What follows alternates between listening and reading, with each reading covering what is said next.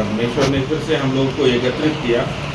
और इन दिनों मैं भी अपने आप में बड़ा एनर्जेटिक फील कर रहा हूँ, क्योंकि बीते दिनों मैं घरों से नहीं निकल रहा था, ना मैं कहीं आराधना के लिए, मतलब चर्च के अलावा और कहीं किसी के साथ कोई संगति नहीं कर रहा था, मैं व्यक्तिगत था। बट लेकिन मुझे इन दिनों परमेश्वर ने ये चीज़ सीखने का मौका दिया है, जब हम कॉटेज मीटिंग में जा रहे हैं, कि परमेश्वर का कलाम हमें से क्या कहता है कि हम सदा एक दूसरे के साथ क्या करें, संगति करें। क्यों? अंगारे कोयले की ओर अगर ध्यान दें, कोयला अकेला रहेगा नहीं जलेगा, ठीक है ना। तो परमेश्वर की आत्मा या प्रभु यीशु मसीह ने हमें क्या बताया है कि हम किस चीज़ का बपतिस्मा लिए हैं, पानी और आग का। और वो आग अकेली लकड़ी नहीं जला सकती, ठंड में एक दूसरे का साथ मिल जाए तो ज्यादा अच्छा रहता है। ये ठंड का ही समय है, क्योंकि हम सबको जान रहे हैं कि ये ग्रेस टाइम है, ये अनुग्रह का समय है। और इस समय अगर हम गर्म नहीं हैं तो निश्चित रूप से हम उस योग्य नहीं है जिस योग्य परमेश्वर चाहता है। और कुछ दिनों से मेरे मन में एक विचार चल रहा था। वो विचार क्या था? वो विचार ये था कि शैतान में और परमेश्वर में अंतर क्या है। अंतर क्या है? जबकि हम उपवास के समय में चल रहे हैं, क्या अंतर है? एक बड़ा गहरा अंतर है। जो परमेश्वर कर सकता वो शैतान नहीं कर सकता, और जो शैतान कर सकता है वो परमेश्वर नहीं कर सकता। ये तो कोई बात नहीं है, अभी हम बता रहे हैं वो है कि जो परमेश्वर कर सकता है वो शैतान नहीं कर सकता, और जो शैतान कर सकता है वो परमेश्वर नहीं कर सकता। परमेश्वर जीवन दे सकता है, शैतान जीवन नहीं दे सकता है। और शैतान लड़ाई, द्वेष, ईर्ष्या, मर्डर कर सकता है, करवा सकता है, लेकिन परमेश्वर ये काम नहीं कर सकता। ये परमेश्वर का एक नियम है, और उसके लिए परमेश्वर का कलाम कहता है। और उस कलाम में जाने से पहले हम अपने आप को एक छोटे से एक और गीत गाएंगे।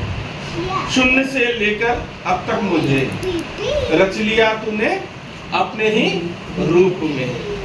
शून्य से लेकर तूने मुझे रच लिया अपने ही रूप में। प्रेम किया है अनंत प्रेम से, दिया पुत्र मेरी मुक्ति के लिए। अनूठा प्यार है तेरा, करूँगा स्तुति तेरी मैं सर्वदा। अनूठा प्यार है तेरा, करूँगा स्तुति तेरी मैं सर्वदा।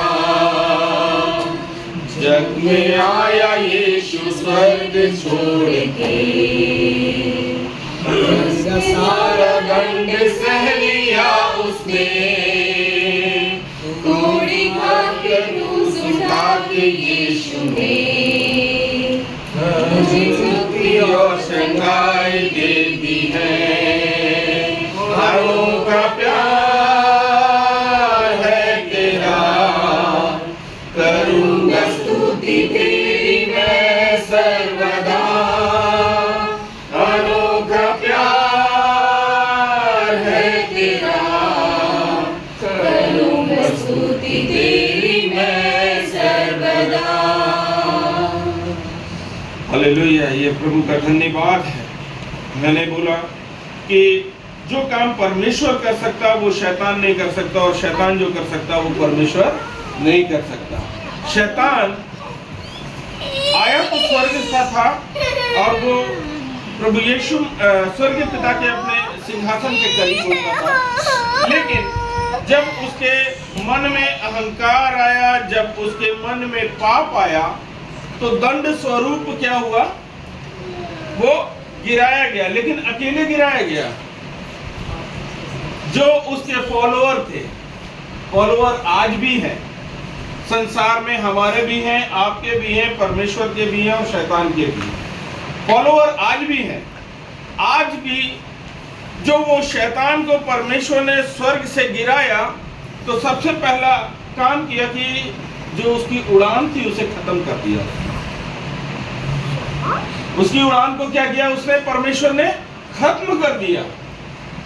और उसने पहला स्वरूप कौन सा धारण किया? पहली बार शैतान का नाम बाइबल में आया और किस रूप में आया? वो था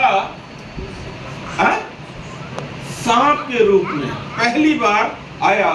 और इसका प्रमाण है कि आगे देखेंगे यीशु परमेश्वर ने जब उसको श्राप दिया तो किस बल उसको चलना है, उसके जो उड़ने वाले पंख थे कहां गए?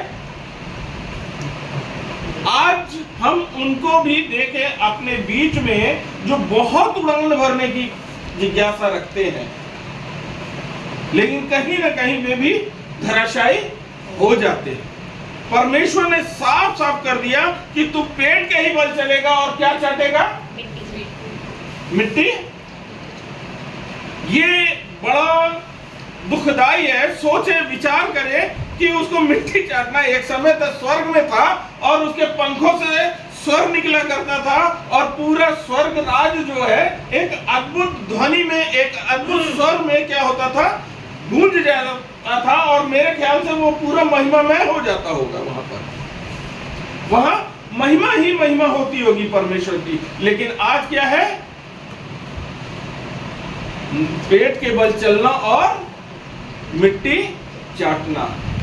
लेकिन फिर भी वो इतना धुर जो परमेश्वर की क्या बोलेंगे, बेहद ही कीमती रचना थी, वो क्या थी? मनुष्य, जो बेहद सुंदर।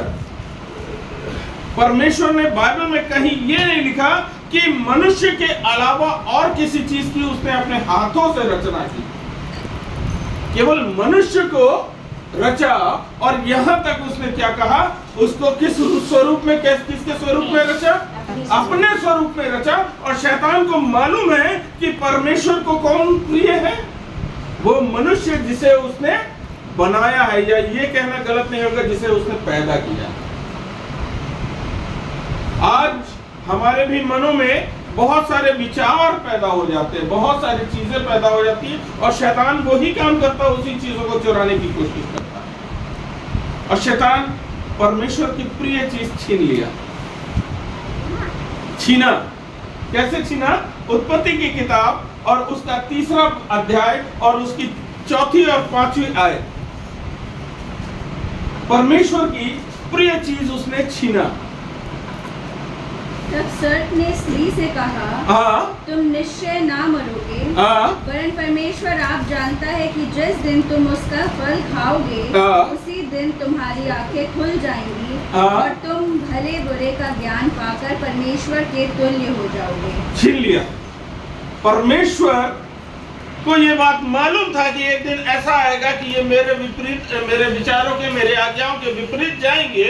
लेकिन फिर भी कहीं ना कहीं उसके मन में एक सॉफ्ट कॉर्नर था कि वो अपने बनाई हुई कृति से प्रेम रखे और उस पर एक विश्वास रखे। लेकिन शैतान ने क्या किया? उसको भरमा दिया। भरमाया ही नहीं बल्कि इस कदर भरमा दिया कि एक कहावत है, अक्सर पिक्चरों में डायलॉग भी कहा जाता, हम तो डूबेंगे इस सनम, तुम्हें भी साथ डुबा ले जाएंगे। डुबा ले। ये पिक्चर, ये कहावत है। हवा को सांप ने बहकाया और साथ में केवल वो नहीं बल्कि वो जो आदम है वो भी डूबा। लेकिन इस इतना डूबना ही काफी नहीं है। एक इन दोनों के उस क्या पाप करने से, आज्ञाकारिता से, अनाज्ञाकारिता से एक ही काम नहीं हुआ कि उन्होंने केवल फल नहीं खाया, बल्कि उससे बढ़कर एक काम और किया। मालूम है क्या किया? उन लोगों ने पहली बार झगड़ा किया। पहली बार झगड़ा किया। और हम भी कहते हैं कि कभी कोई बात हो गई, मैंने कह दी, आशीष ने किए कराया, मुझसे आशीष ने करा दिया। हाँ, और उसको देख ले कैसे दोष लगाया गया। उत्पत्ति 3:12 यहाँ पर दोष भी लगाया गया। आदम ने कहा, जिस स्त्री को तूने मेरे संग रहने को दिया, उसी ने उस वृक्ष का फल मुझे दिया और मैंने खाया। ये क्या उसका विवेक नहीं था? अकेले हवा को परमेश्वर ने आज्ञा दी थी? पहले तो बनाया आदम को ही था उसने, पहले तो आदम को ही उसने बनाया था, लेकिन वो फिर भी कहता है, वो दोष किसको दे रहा है? हवा को। उसके कान नहीं थे क्या? मान लेता हूं आंखें नहीं खुली थी, क्योंकि वो संसारिकता के, वो अपने नंगेपन को नहीं देख सकता था, लेकिन कान तो खुले थे। वो सुनता तो था परमेश्वर की आवाज, आंखें तो थी, वो देखता तो था परमेश्वर को, लेकिन फिर भी वो क्या कह रहा है कि जिस स्त्री को तूने मेरे लिए बनाया था, उसने मुझे खिलाया। दोष तो दोनों का बराबर। ये शैतान के काम है, जो शैतान आज भी हमारे बीच में बड़ा खूबसूरती से करता है। खूबसूरती शब्द बाइबल में एक के लिए किया गया, लेकिन हम रोज करते हैं, देखते हैं। कपड़े देख लिए, बड़ा खूबसूरत है। किसी को देख लिए, बड़ा खूबसूरत है। आज बड़ी सुंदर लग रहे हो या लग रही हो, लेकिन सुंदरता पहला शब्द तो वही है। जब हवा ने, सांप ने हवा को बोला कि देख, तो उसने देखा, उसने तो बोला था शैतान ने कि केवल तू इसे देख और खा। परमेश्वर तो बोलता है कि तू मर जाएगी, लेकिन मैं बोलता हूं नहीं मरेगा। लेकिन उस स्त्री ने एक सीढ़ी और ऊपर चढ़ के देखा कि वो फल देखने में कैसा है?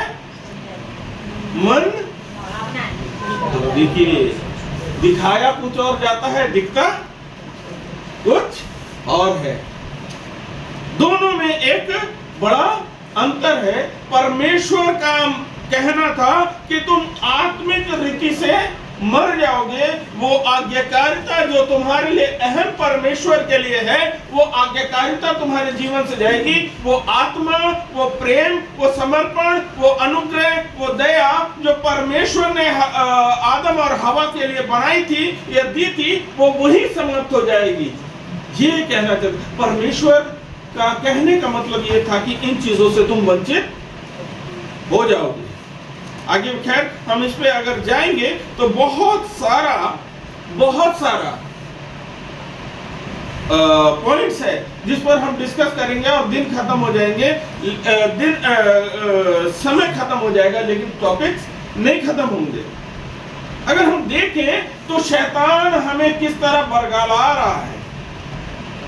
मतभेद शुरू में आदि के समय में हुआ, और आज के समय में हम कलीसियाई रूप में भी देखें तो यही होता है, यही हो रहा है।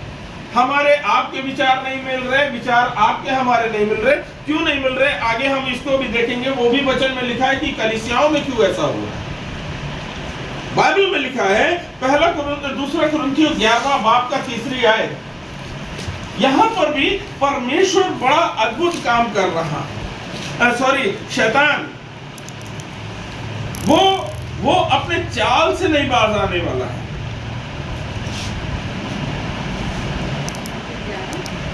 हाँ, 11 का 3। परंतु मैं चाहता हूँ कि तुम यह नहीं, दूसरा कुरिन्थियों 11 का 3।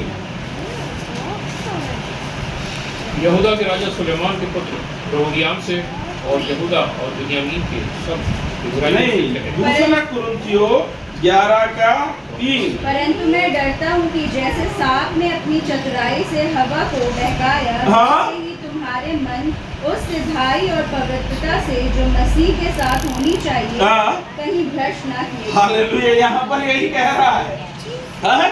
यही है बात, यही है कि हम परमेश्वर के कार्य में और शैतान के कार्य में अंतर ढूंढ ही नहीं पा रहे हैं। ढूंढो, शैतान बरगलाता है। बहुत सारी, हालांकि इस पे बहुत सारी बात बोली जा सकती है, लेकिन मैं बोलूंगा नहीं। लेकिन यहाँ पर यही है कि हम पर प्रार्थना करते हैं, विनती करते हैं, परमेश्वर मांगते हैं कि प्रभु मुझे दे, आत्मा की परख दे, मुझे वो निगाहें दे कि मैं देख सकूं, मैं पहचान सकूं। लेकिन हम पहचान, वो छिलका ही उतर गया। निकोदेमुस की आंखों से क्या हुआ था, है ना? तो वो चीजें हैं हमारे पास। हम छोटा झुंड, कलीसिया छोटी होती है या बड़ी होती है मुझे नहीं मालूम। अगर नंबर ऑफ पीपल से गिना जाता है तो मैं तो नहीं समझ पाऊंगा कि हमारी कलीसिया छोटी है या बड़ी। बड़ी कलीसिया वो है जहां पर वचन को महत्व दिया जाता है, वहां नहीं है जहां लोग हैं, जहां पर बहुत सारे स्वर हैं जो बेताल हैं, और जहां थोड़े स्वर हैं जिसमें ताल है, वही स्वर, वही संगीत हमारे जीवन में बहुत ही अहम है, और वही स्वर हमें बहुत आगे लेके जाता है और आनंद में लेकर के जाता है। जब मैं आराधना में करता हूं, जब मैं प्रार्थना करता हूं, मुझे महसूस होता है कि परमेश्वर की आत्मा हमारे बीच में है, और उस समय मेरा निगाह उस चर्च में बैठे किसी इंसान की ओर नहीं, बल्कि उस क्रूस की ओर होती है जहां पर यीशु किस जमाने में हुआ करता था। सिंबल हमारे सामने है। यहाँ पर क्या कहता है, साफ सीधे कहता है, परंतु मैं डरता हूं कि जैसे सांप ने अपनी चतुराई से हवा को बहकाया, वैसे ही तुम्हारे मन उस सिधाई से, पवित्रता से जो मसीह के साथ होनी चाहिए, नहीं कहीं भ्रष्ट ना किए जाए। चतुराई है। हमें अगले ने ये कह दिया, हमें अगले ने कह दिया, अरे तुमने खुद क्यों नहीं देखा? कौवा कान लेके चला गया, पहले कौवे के पीछे भागो। यहाँ पौल इस बात के लिए कह रहा है, वो डर रहा है। डर मेरे भी जीवन में है, डर आपके भी जीवन में है, लेकिन यहाँ जो डर है ये हमारे आपके डर से विपरीत है, एकदम अलग है। यहाँ वो कह रहा है कि तुम कहीं शैतान के जाल में तो नहीं हो। ये हमारे लिए व्यक्तिगत एक क्वेश्चन भी है। अगर हम रात में बिछौने पर जाएं यहाँ से जाने के बाद, तो हम सोचें कि कहीं पौल मेरे लिए तो नहीं डर रहा है, उसका डर सही तो नहीं है, कहीं मैं तो भटका हुआ तो नहीं हूं। क्या मैं सच्चाई से परमेश्वर की आराधना कर रहा हूं, या अपने कलीसिया में, चर्च में जाकर के साप्ताहिक कोरम पूरा कर रहा हूं? ढूंढो खुदा को, कहां ढूंढ सकते हो? गोरखपुर की किसी कलीसिया में खुदा मिल जाए तो मुझे बताना, मैं भी चलूंगा। वही की मेंबरशिप लूंगा, क्राइस्ट की मेंबरशिप कटा, जरूरत नहीं है मुझे। लेकिन खुदा होना चाहिए। खुदा तो वहां है जहां मैं बोया गया। हालेलुया। मेरा बाप मुझसे अलग हो जाए, मैं अपने बाप से अलग हो जाऊं, लेकिन उसका जो दिया हुआ नाम है मुझसे अलग नहीं हो पाएगा। नाम अलग कर दूं तो उसका दिया गया जो क्रोमोसोम, जो ब्लड है मेरे जीवन में, वो मुझसे अलग नहीं हो पाएगा। मेरी माँ की जगह मेरा बाप सौतेली माँ लाए तो भी मेरी माँ जैसा प्यार मुझे नहीं कर सकती। ये वहां ये डर है पौल के मन में। हम अपने परमेश्वर को ढूंढे, कहां है परमेश्वर? कहीं हम शैतान के बहकावे में तो नहीं चल रहे हैं। दूसरी आयत, पहला यूहन्ना 3:8। हालेलुया। जो कोई पाप करता है, हाँ? शैतान की ओर से है, क्योंकि शैतान आरंभ ही से पाप करता आया है। हालेलुया। परमेश्वर का पुत्र इसलिए प्रकट हुआ कि हाँ? शैतान के कामों का नाश करे। हाँ, इसलिए मैंने शुरू में बोला जो परमेश्वर कर सकता वो शैतान नहीं कर सकता, और जो शैतान कर सकता वो परमेश्वर नहीं कर सकता। एक बहुत बड़ा अंतर है। फिर से पढ़ेंगे सिस्टर। जो कोई पाप करता है, जो कोई पाप करता है वह शैतान की ओर से है। हाँ, बिल्कुल सही है, क्योंकि शैतान आरंभ ही से पाप करता आया है। दिखा दिया, बाइबल में लिखा है, शुरुआती दिनों की बात है, ज्यादा दिन पुरानी बात नहीं है। सृष्टि रचने से मुझे लगता है महीना, 2 महीना, साल, 1.5 साल की बात होगी। यहाँ पर ये पहली घटना हो गई। हमारे भी घरों में ये घटनाएं घट रही। हम पाप में तो नहीं है, बाइबल लेकर के बैठ जाते हैं, बहुत सारा डिस्कशन करते हैं। हमारी धार्मिकता कहाँ है? इससे पहले हम लोगों ने क्या पढ़ा 2 कुरिन्थियों 11:3 में कि वो डरता है पौलुस की कहीं शैतान के उस चाल में हम ना फंस जाए। मैं प्रैक्टिकल बात करता हूं, मैं कहानी किताबों की बात बिल्कुल नहीं करता, क्योंकि मैं उसमें बिलीव नहीं करता। मैं बिलीव करता हूं प्रैक्टिकल। यीशु प्रैक्टिकल गॉड है। यहां पर भी यही है, 1 यूहन्ना 3:8 फिर से हम पढ़ेंगे सिस्टर। जो कोई पाप करता है वो शैतान की ओर से है, क्योंकि शैतान आरंभ ही से पाप करता आया है। बिल्कुल सही, शैतान आरंभ से ही पाप करते आया है। हमारे साथ बहुत सारी बातें हैं, बहुत सारी चीजें हैं। हमें जांचना, हमें खुद को जांचना। हाँ, ये उपवास का समय है, आज थर्सडे है, 3 दिन के बाद हम पाम संडे में जाएंगे। अभी पादी साहब ने दुआ में बोला कि वो समय आता है जिस समय यीशु गधे पर बैठ करके, और बाइबल में भी अंकित किया गया है, उस यात्रा का नाम दिया है विजय, है ना। लेकिन मेरा उस विजय को देखने का नजरिया अलग है, वहां यीशु के काम को देखने का नजरिया अलग है। लोगों ने कहा कि मंदिर का शुद्धिकरण के लिए प्रभु यीशु मसीह गया, लेकिन मैं कहता हूं यीशु मसीह ने अपने सामर्थ को दिखाने के लिए वहां पर उसने राज्य को दिखाया, और वहां पर अपनी ताकत, अपनी क्षमता को दिखाया वहां। और उस ताकत को, मतलब कि ऐसे अगर बोले तो शक्ति प्रदर्शन किया प्रभु यीशु मसीह ने वहां। और वहां पर नारा क्या लगाया जा रहा था? होसन्ना, इसकी जय, दाऊद के। ये शक्ति प्रदर्शन था, और लोग घबरा गए वहां पर, और घबरा करके क्या कह रहे हैं कि इन्हें शांत कर। घबरा गए, जिसका रिजल्ट ये भी था कि वो गतसमनी बाग में यीशु को पकड़ने के लिए रात में गए।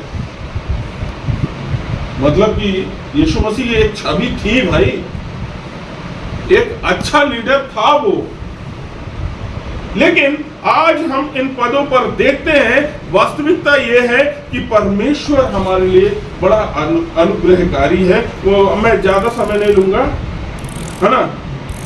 प्रभु का धन्यवाद हो कि उसने एक अद्भुत वचन से हमें भरा है, और शैतान हमारे बीच से वही दाना चुरा लेना चाहता है, वही चीज चुरा लेना चाहता है। बाइबल कहती है कि वो, उसका स्वभाव ही धोखा है, झूठ है, फरेब है, दगेबाज है।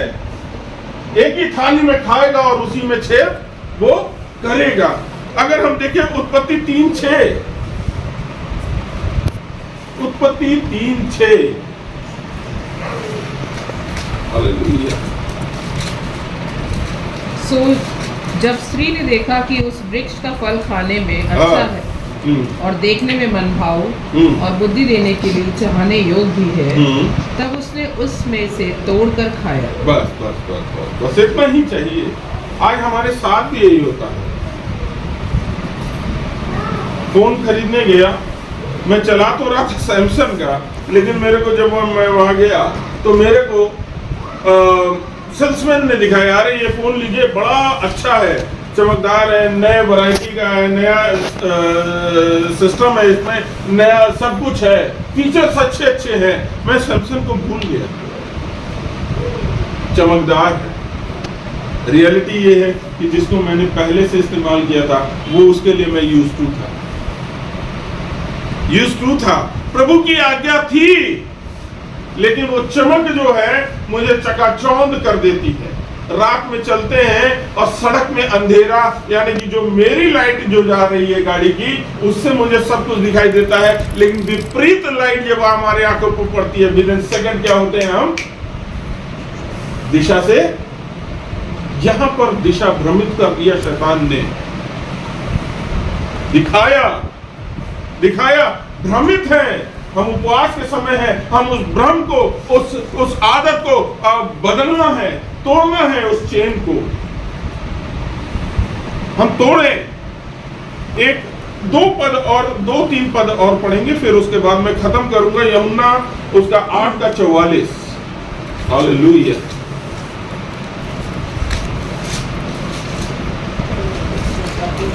44 जॉन। तुम अपने पिता हाँ? शैतान से हो और अपने पिता की लालसाओं को पूरा करना चाहते हो। हाँ, वह तो आरंभ से हत्यारा है और सत्य पर स्थिर न रहा, क्योंकि हाँ। सत्य उसमें है ही नहीं। हाँ, जब वह झूठ बोलता तो अपने स्वभाव ही से बोलता है, क्योंकि वह झूठा है, हाँ। वरन झूठ का पिता है। झूठ का। घर पे बैठे हुए हैं, कभी कभी फोन आ गया, भाई कहाँ हो, और मैं मिलना, मैं गोरखपुर में नहीं हूँ, है ना। कभी देना है, मैसेज देना है, कहीं प्रार्थना करने जाना, पैसा बाजी में तबीयत खराब में तैयार नहीं करता। मेरे साथ एक घटना घटी। फुल गॉस्पेल चर्च में एक मीटिंग ऑर्गेनाइज किया हुआ था और एक अच्छे पादरी साहब थे, पादरी बाजार के, वो बैठे हुए थे और मैं स्पीकर को लेने के लिए जा रहा था। टाइम लेट हो रहा था, उनकी गाड़ी लेट हो गई थी। मैंने बोला, भाई साहब आधे घंटे के लिए बस सरमन आप संभाल लीजिए, क्योंकि लोग आ चुके हैं, अब मैं आ रहा हूँ, फिर मैं हैंडल कर लूंगा। बोले, अरे यार मुझे बताना तो चाहिए था पहले से। मैंने उनको किनारे बुला के पूछा, आपके दिया में तेल है नहीं है, देख लीजिए। यीशु दरवाजे पर खड़ा है। कैसे सेनापति या सैनिक है आप? उस अंधकार की शक्तियों से लड़ने के लिए खुदा ने हमको क्या किया है? चुना है। और हमारे ही डिबरी में तेल नहीं है, बल्कि तेल खत्म हो गया। डिबरी कहाँ है? खाली डिबरी लेकर के कहाँ चलिएगा? तुम तेल दे दो, तुम दे दो, किसी के पास नहीं है, क्योंकि उतना ही तेल है जितने की उसको जरूरत। तेल हमारा झूठ का पिता। बहुत सारे ऐसे लोग हैं जो वेदी पर चढ़ते तो हैं, लेकिन परोसे झूठ है। नहीं, खुदा कहता है जो है वो है। तुम्हारी बातें हाँ की हाँ और तुम्हारी बातें, क्योंकि आत्मा सच्चाई से आराधना करे और मिरेकल हर सेकंड हमारे साथ होगा, मिरेकल होगा और पक्का होगा। हमें अपने जीवन को जांचने का विषय है। हमें अपने आप को समझने का जरूरत है कि उसने अपने हाथों से हमें गूंद करके बनाया है। हो सकता हो कभी मूर्तिकार को देखिए, उसकी रचना किस तरह से आंखें बनाता है, कैसे भौहें बनाता है, कैसे होंठ बनाता है, कैसे कान बनाता है, कैसे क्या करता है। सोच करके देखिए, परमेश्वर भी मिट्टी में बैठा होगा उस जमीन पर और आदम और हवा को वहां पर रच रहा होगा। और क्या रचा होगा? क्या रचा होगा? उसकी रचना क्या है? अगर उसकी रचना है तो अपने आप को जाओ और शीशे में देख लो। हो सकता है मुझे ऐसा रचा है तो मैं आज ऐसा दिखता हूं, तब मैं ऐसा दिख रहा हूं। लेकिन स्वरूप तो दिख गया, लेकिन अंदर का स्वरूप कैसे दिखेगा? अंदर की बातें कैसे सामने आएंगी? अंदर की चीजें कैसे हमें दिखाई देंगी? 2-3 पद और है, प्रेरितों 5:3। अगर हम देखें यहां तक, ये आखिरी पद है जो शैतान के धूर्तता के बारे में। मैंने ज्यादा इस पे रिसर्च नहीं किया, जितना हो सका उतना ही किया है। ने कहा, हाँ, हे हनन्याह, शैतान ने तेरे मन में ये बात क्यों डाली? हाँ, तो पवित्र आत्मा से झूठ बोले, हाँ, भूमि के दाम में से कुछ लक्ष्य, हाँ, जब तक वह तेरे पास रही हाँ, तेरी ना थी, और जब दिख गई तो क्या तेरे वश में ना थी? तूने ये बात अपने मन में क्यों विचारी? हाँ। तू मनुष्यों से नहीं परंतु परमेश्वर से झूठ बोला है। हम तो उसके लिए होते हैं, कभी कभी होता है हम खुदा की कसम बोल रहे हैं, ऐसा नहीं किया, सच बोल रहे हैं। कोई कोई कहता है मैं माँ कसम बोल रहा हूँ ये चीज है, लेकिन यहां पर क्या, हम किससे झूठ बोल रहे? उस वेदी के पास जाते हैं हर सप्ताह, महीने में पहले इतवार को जाते हैं, घुटने टेकते हैं और हाथ पर रोसते हैं, पादी साहब देंगे उस पाकेशाह को जो प्रतीक है, उसका लहू और उसकी रोटी, और उस गेट के बाहर आकर के फिर से हम उन गुनाहों में, हम किससे झूठ बोल रहे हैं? पौल कहता है, परमेश्वर कहता है, वो पौल कहता है मैं कहां जाऊं, कहां छिपूं, बंद कोठरी में जाऊं तो भी तू वहां है, पताल चला जाऊं तो भी वहां है, तू कहां नहीं है, हम किससे झूठ, दाऊद, हाँ, मैं कहां जाऊं, प्रभु हर जगह, हम किससे छिपे। ये उपवास काल का समय है और इतना मुझे लगता है कि ये बहुत है कि शैतान के चाल को हम समझ सकें। ये उपवास का समय शायद यीशु मसीह भी अपने आप को संसार से अलग करके, दुनिया से अलग करके जंगल में लेकर के गए, ताकि वो समय परमेश्वर की अधीनता में व्यतीत करे। लेकिन प्रभु तो प्रभु है, वो हमेशा से अपनी कृति से, अपनी सृष्टि से, अपने बनाई हुई रचना से वो प्यार करता है और बेहद प्यार करता है, गले लगाना चाहता है। उसने भी कुछ उसने टिप्स दिए हुए हैं, ब्यूटी टिप्स हैं। ब्यूटी टिप्स क्या है? वो ये है, याकूब की किताब उसका 4 अध्याय का उसका 7वां पद है।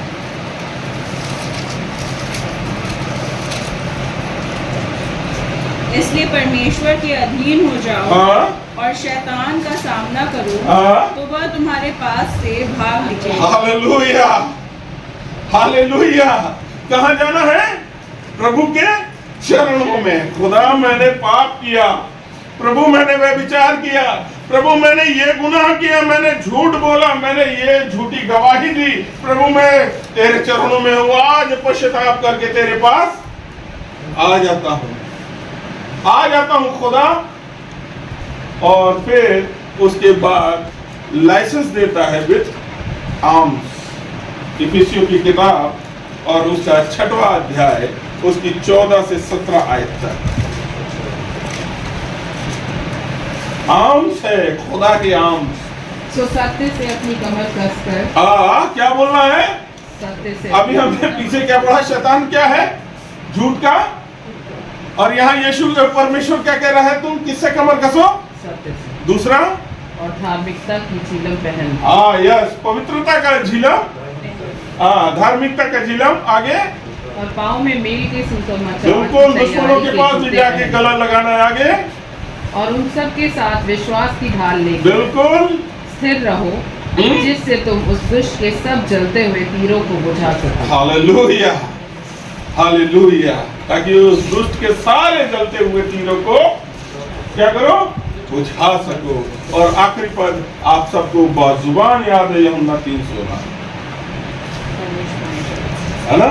ये परमेश्वर का कीमती वायदा है, और ये वायदा है कि वो हमें थामा हुआ है और उसका स्वरूप हमारे जैसा है और हम उसके जैसा है। हम अपनी सूरत ना बिगाड़ लें। आज मैंने डाई लगाया, लेकिन यार थोड़ा सा कालापन नजर आ रहा है, पाँव पे भी है, कान पे भी लग गया है। लेकिन मुश्किल बात यह है कि ये बाद में साफ हो जाएगा, लेकिन कोई ऐसा डाई ना लग जाए जो यहाँ तो ना साफ हुआ, साथ साथ वो हमारे साथ वहां भी चला जाए।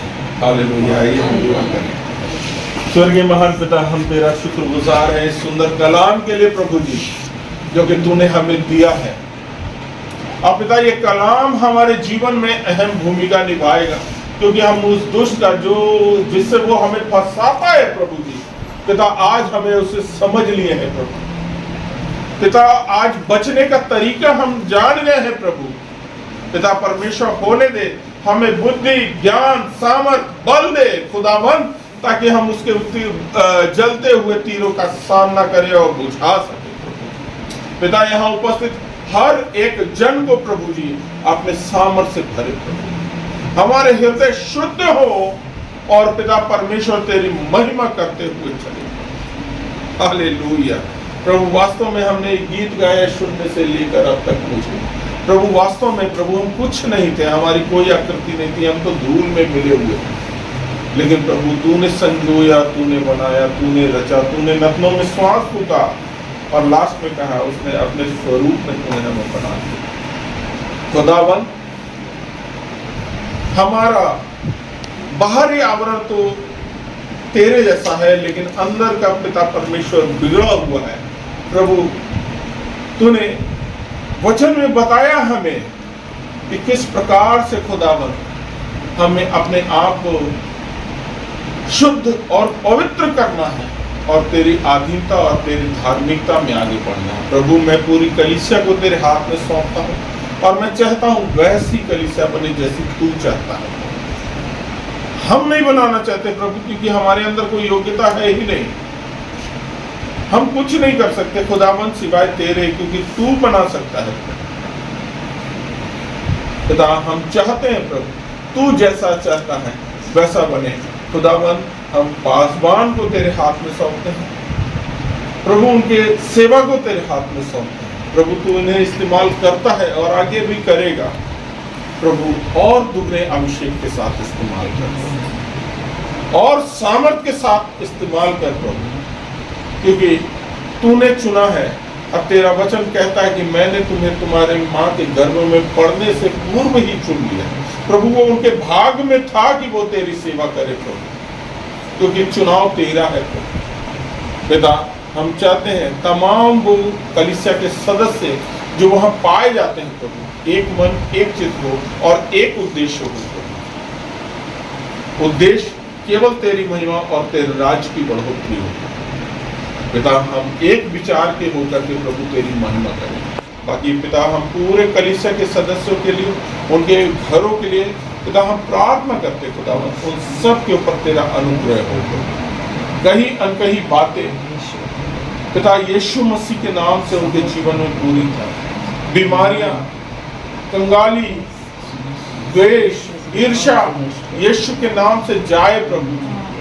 पिता प्रेम, सामर्थ, दया, करुणा प्रभु जी यीशु के नाम से आए प्रभु, ताकि पिता परमेश्वर हम उसमें लौलीन हो और प्रभु एक दूसरे का हाथ थामे और दाऊद की तरह पिता परमेश्वर तेरी हम सना करने वाला नाचे गाए, क्योंकि हमारा राजा तू है प्रभु।